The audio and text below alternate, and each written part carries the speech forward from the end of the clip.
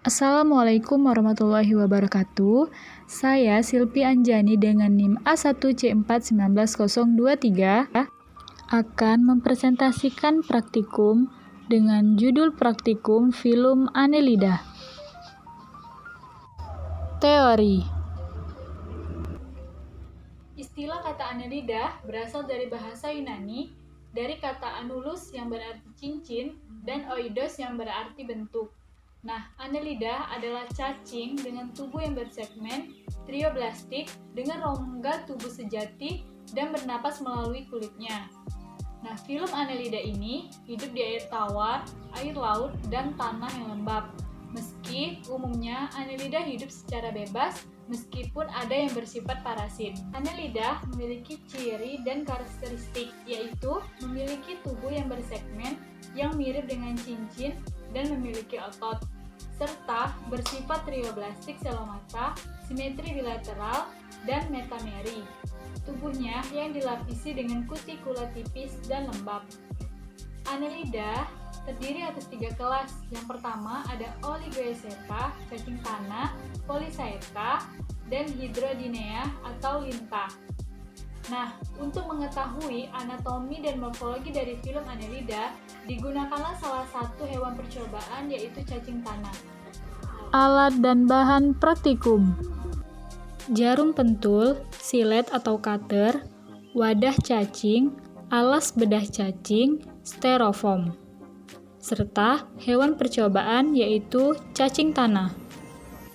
Prosedur kerja: dicari cacing tanah yang akan dijadikan sebagai hewan percobaan.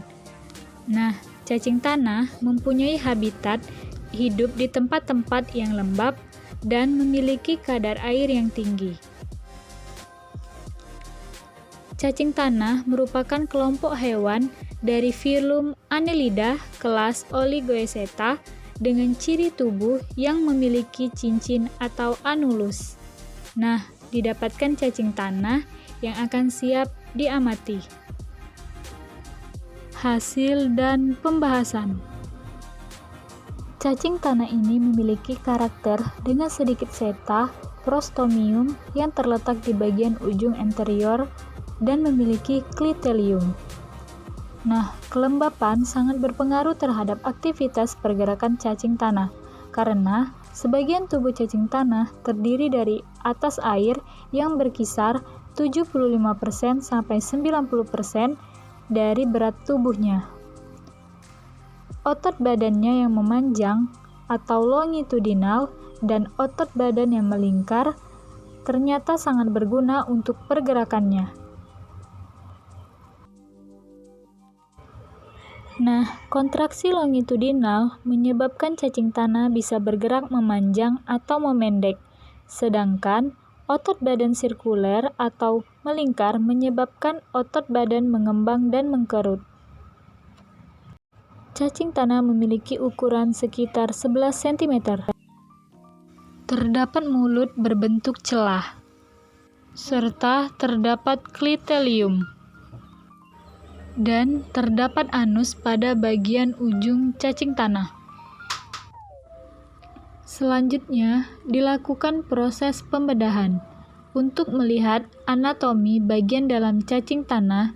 Yang dilakukan pembedahan sepanjang garis media dorsal, mulai dari segmen belakang klitelium menuju ke antero sampai ke segmen pertama. Terdapat mulut dan faring. Terdapat usus dan klitelium.